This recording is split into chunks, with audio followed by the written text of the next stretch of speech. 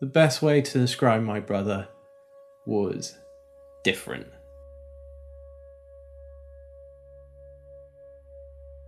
So like he would wear sandals and shorts during winter and wore a trench coat in summer, and we always made jokes about it all, but he was always just unique and different and refreshing. It's like we're both very into our video games like Tekken, Street Fighter, and he was always much better than I was. He seemed to somehow just get the mechanics of a game straight away and was like just straight into it and just kick my ass every time. I don't know, I think he found like comfort in being someone different, something better, like a hero from a game or something to escape whatever he was going through in his life.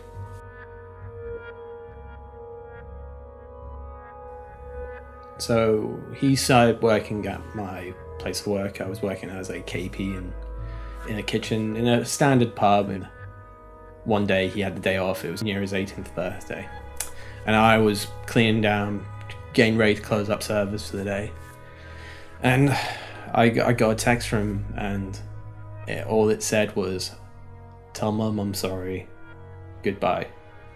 So I messaged him back. It's like, is this a joke? Because if it is, it's not funny. And I didn't think much of it for like a good 20 minutes, and I didn't get a reply, and I got a bit more worried. Tried calling him, couldn't get through, and the alarm bell started ringing. So told my boss, like, I think something's wrong with my brother, I've got to go. Left, called everyone I knew, anyone that had a car, anyone that had a bike, anyone that could get around quickly to look for my brother, look for Jafie. Rung up my mum and was like, is Jafie at home? Is Jafis at home? And she said, no, he's out. I think he's gone to see a friend. And I said to her, look, I got this really worrying text. I'm not sure what he's going to do. And by the time I got home, the police were already there.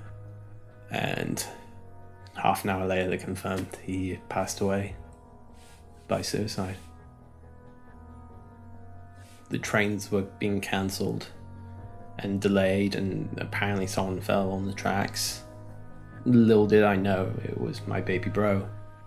Everything shut down. I grabbed my mum, she grabbed me, and just screamed and cried. I was in the case of like extreme denial through the next few days. Like, I was adamant that he was going to walk through that door and they got the wrong guy, and that he wouldn't do anything like that. And you couldn't convince me any other way. He was going to come back, and I knew that as much as like the sun would rise the next day. And of course, he never came back.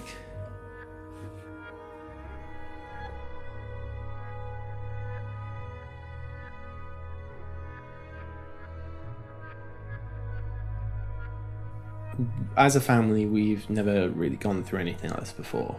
We've never lost someone because they couldn't deal with how life was treating them. We never lost anyone through their own choice. No one's ever done this before in our family.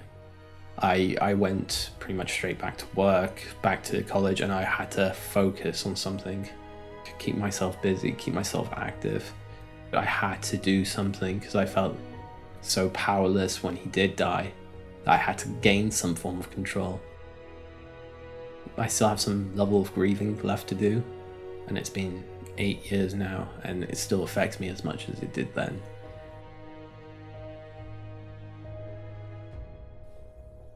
I don't dream all that often, but when I do, it always seems to be about my brother.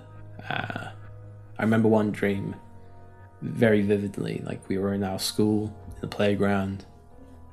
He said, how are you doing? How's mum doing? And I was like, yeah, she's doing all right.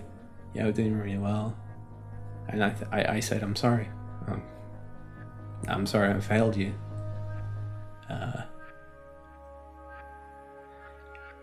It's important to understand that there are people that care about you. You need someone there. You call someone. You find that network. You find that group. You find that connection with someone. So when you do feel the urge, when you feel like the walls are closing in, you have a phone number. And you're like, I need you here now, and you know they'll be on the next ride over. You need that in your life. You need someone.